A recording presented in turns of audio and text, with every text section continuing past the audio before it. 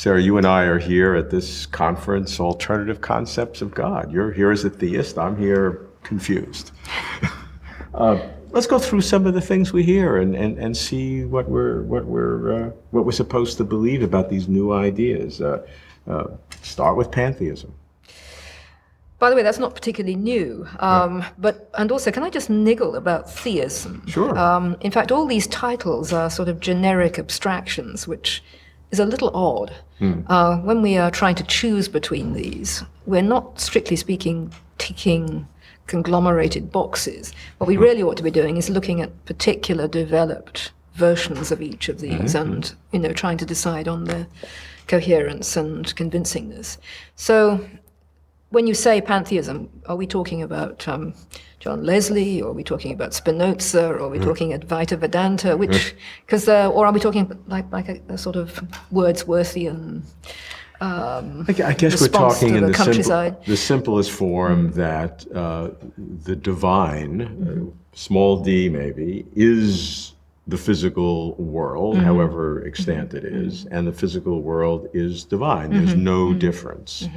But the physical world is divine. It's not using the word divine to throw away something beyond the physical in some way, some force.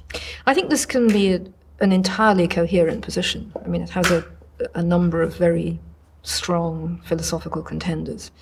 I myself am not convinced by it for reasons of my prior response to and experience of and transformative interaction with what I take to be the truth of the Christian God. Which is a personal God. And the key distinction with pantheism is there's no personal God, and whatever is the divine is not transcendent. Those are the two main characteristics. Well, and perhaps as an extension of that latter point, even more importantly, within the classic Christian tradition, God is the creator out of nothing. Yes. So God is ontologically not just distinct from us, but fundamentally, almost mind-blowingly different from us. Right. That which not only created everything in the first place, but sustains and loves it in being every moment. And of course, once you begin to really understand the tradition of scholastic Christian thought, you see that it shares something with pantheism. The choice between the two is not quite as dramatic as might be seen, because one of the great virtues of pantheism at its best is that it sees the whole world shot through with God. Yes. But the same can be said of the classical scholastic Christian God, and especially of mystical responses to that God. The difference lies in the perception within the Christian package, if you like, that shot-throughness of the glory of God comes from that without which there would be nothing, as opposed to being strictly identified with the whole. Let's go on to panentheism, which seems to deal with the problem of pantheism in the limitation of the divine, to allowing the divine, if I can say that, to expand beyond the world. The world is still encased by the divine. It is the divine, but the divine now can be somewhat transcendent from the rest of the world. So panentheism has supposedly all the benefits of pantheism, but allows some of the traditional benefits also of theism by enabling this transcendence as well. But it also has for me, a really insuperable paradoxical difficulty, in that it both suggests that the divine has a lure, a direction, and therefore some kind of guarantee that an end is teleologically directed out of it. But also, it seems to me, no guarantee whatever, because if God is subject in some sense to the unfolding nature of the creation, then what is lost is that absolute ontological difference that comes with the creation out of nothing. And it strikes me that the modern panentheists in the Western tradition are, as it were, falsely reacting to a straw man Christian God that exists more in their own mind than in reality. So actually, I'm not certain that you can't have all the benefits that panentheism seeks if you rightly understand the classic God. That's where I would stand anyway. Another view is actually quite different. It almost is neutral on whether there's a God. There may be a God, may be not a God, but what is ultimately fundamental, what has caused all reality, is a principle, a value of the good that maybe traces its way back to Plato. And perhaps because there is the good, that God somehow was generated from that good, and maybe all the things thereafter that we think of God happened. But at the ultimate bedrock of reality is value and the good. Well, I think that's a very attractive moral position. But I say that as someone who is a Christian with a form of Christianity strongly flavored by Platonism already, and of course that's what conjoins the two positions. I think what I find slightly weird about such a position is that I can't understand, for instance, in Leslie's form of it, quite under what conditions he is persuaded of it. Is it evidences? Is it coherence? Is it, I think it is, a sort of aesthetic intuitionism. That's a point to have a conversation. I'm also puzzled by it because it seems to have nothing of the virtues of a religiously embedded tradition where they may look upon that as a virtue, not as a liability. Because I suspect for him, individualism and autonomy has a stronger virtue than being part of a tribe, to put it negatively.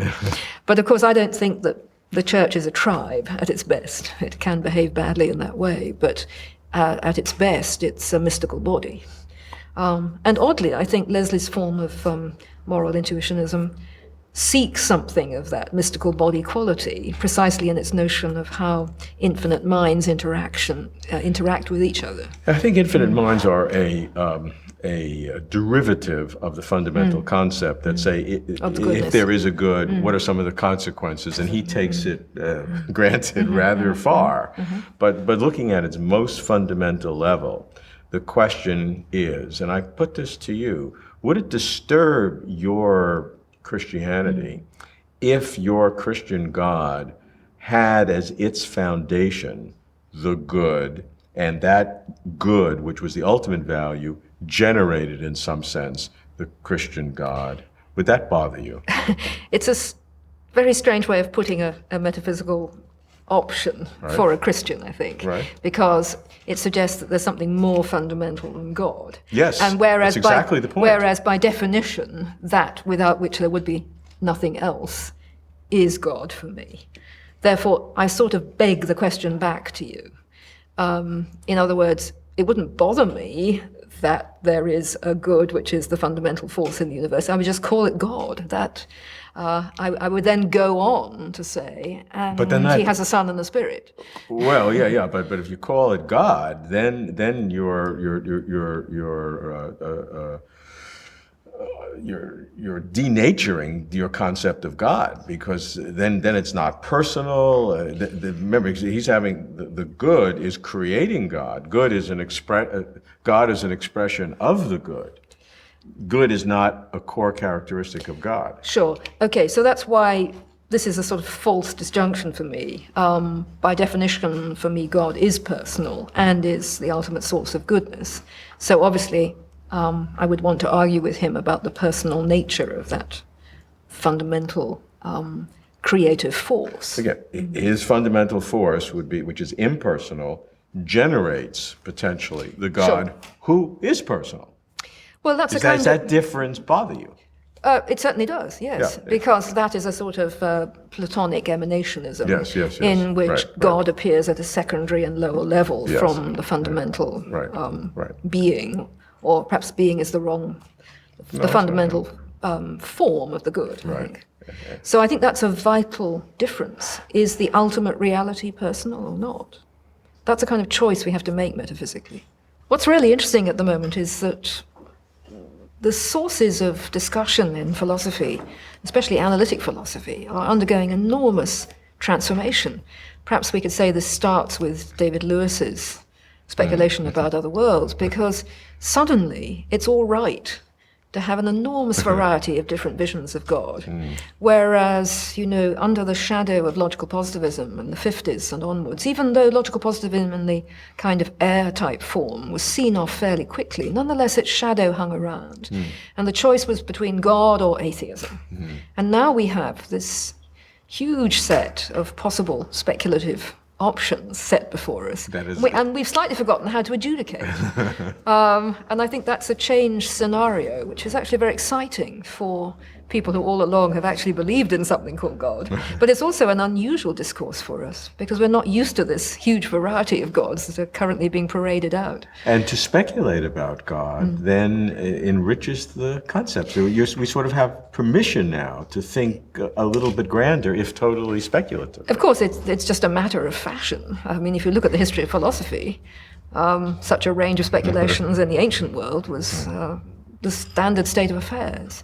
But we have to construct a new discourse now in order to show how we can rationally adjudicate between these myriad options.